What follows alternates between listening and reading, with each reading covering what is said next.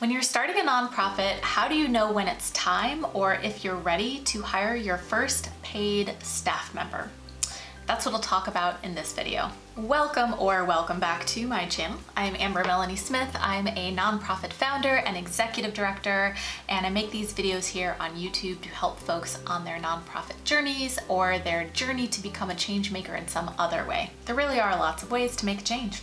I hope you find this video useful. If you do, don't forget to like and subscribe to my channel, share with your friends, and ring the bell to get alerts for the next time I post a video. Okay, so before I get into this topic of how do you know you're ready to hire your first paid staff as a nonprofit, I want to issue a disclaimer, and that is that I am not a human resources professional. I am speaking from my own experiences and research and observations. Okay, now that that's done, many people I talk to are interested in this topic of having paid staff for their organization or even becoming a paid staff member for the organization they started or are volunteering for. I really quick want to say that not all nonprofits need paid staff. Some organizations that are smaller or were formed to complete a very specific mission that they have now completed or are very close to completing, they may decide that they don't need staff at all, that having a completely volunteer structure is effective for them and they've done what they set out to do, and that is fine. That's great. That's totally acceptable. But the benefits of investing in paid staff for your organization are many. Staff can bring professional skill sets to the organization to deepen or grow its impact.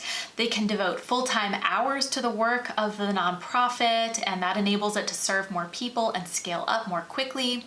Staff can devote more time to building relationships and thus bringing in more donations and other revenue more quickly.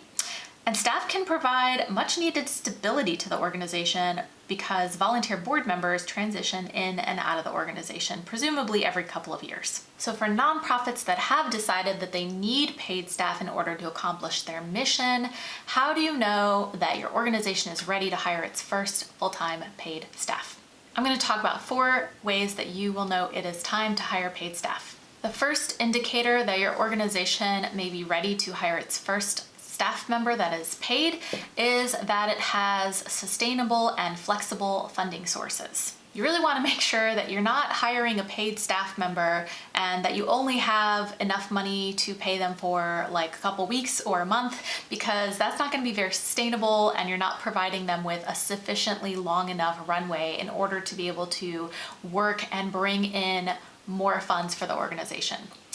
Establishing relationships as a new staff member for an organization can take some time unless you already have a lot of social connections coming in as a staff person for the organization. So sustainability is key.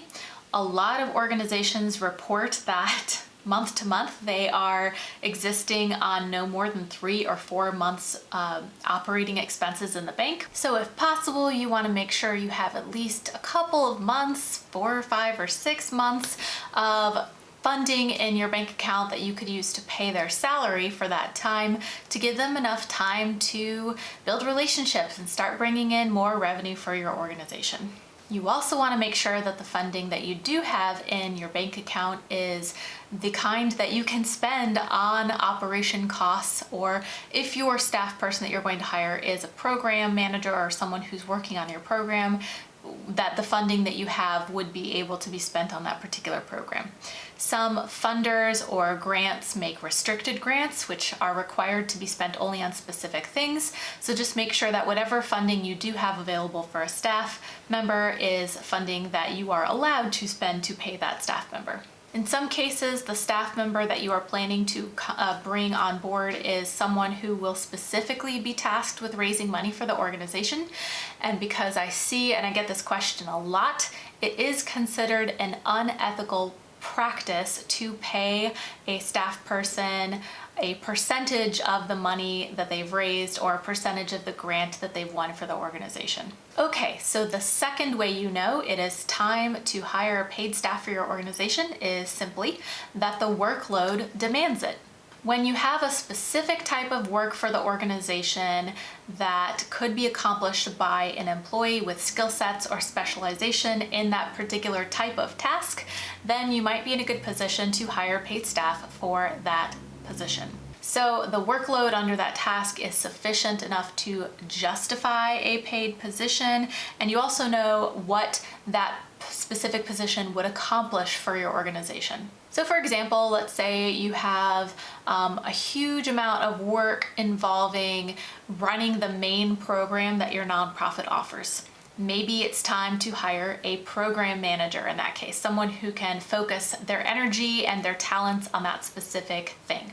Maybe you just need someone to keep everyone organized and manage all the operations for the organization and help build up a fundraising base. You might be looking at your first executive director in that case, which is typically the top paid staff position in a nonprofit. And in many cases, the executive director is the first paid staff position in a nonprofit organization. But there's no rule that says it has to be. Aside from an executive director or a program director, other common first hires for nonprofits include fund development directors, fundraisers, etc. But in many cases, if you bring on an executive director, they are generally tasked with raising a lot of the money with the help of the board, of course, for the organization until the organization is big enough to justify a second position of having a fund development director working alongside that executive director. The third way you know if your nonprofit is ready to hire paid staff is that it has an understanding of the laws around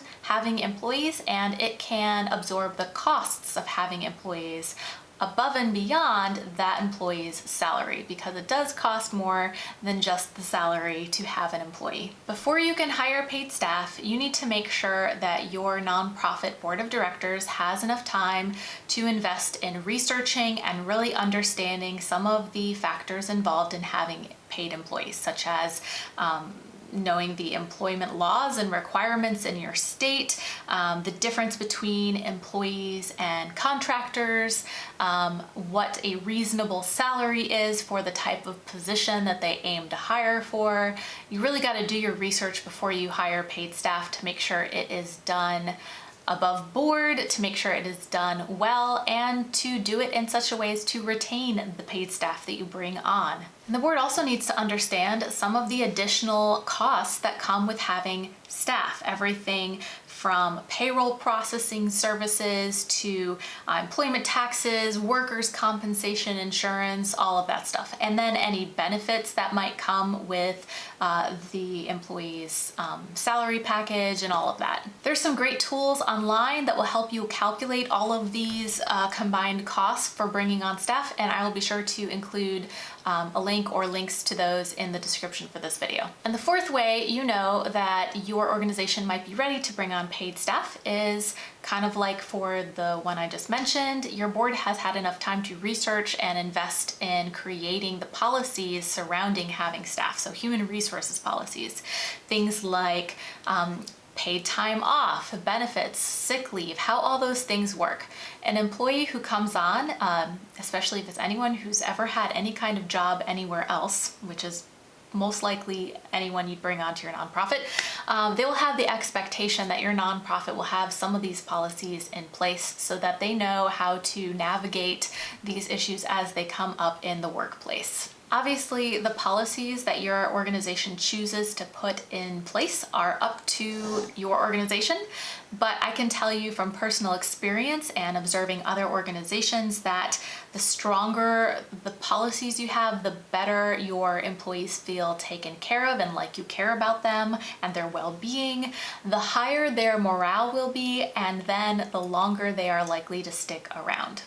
Having an employee resign or quit because working for you is not affordable, or they don't feel like you care about them, sucks, but it's also bad for the organization and the continuity of your mission. Turnover is very disruptive to an organization and its ability to serve the community. So it's actually more cost effective to take better care of your employees at the outset so that they'll stick around longer and you don't have to deal with that turnover. Okay, so I want to hear from you now. Share in the comments, what do you think? Is your nonprofit the kind of organization that will eventually need to hire staff? Where are you in this process? Is it coming up soon for you? Are you starting to prepare for it? Just share a little bit about where you're at in the comments. I hope you found this video helpful and useful to you. Don't forget to like it and subscribe to my channel for more videos on starting and executing on your social impact or nonprofit mission. Don't forget also, I've mentioned this in a couple of past videos, to keep an eye on my website, and the link for that is below, because I will be launching some special online trainings for folks starting nonprofits pretty soon here. And if you are looking for some special support or guidance in your process of beginning a nonprofit, be sure to check that out. Finally, if you've seen my other videos, you know what's coming next. Don't forget to check out my group on Facebook. It is called Change the World or Bust, and we've got about 1,000 people from all over the world who are all interested in making a difference in the world in some form or fashion, talking to each other and learning from each other and encouraging each other, and it's just great. So if that's you, come on by, check us out, and I hope to see you there soon. Once again, I'm Amber Melanie Smith, and I hope to see you next time. Thank you.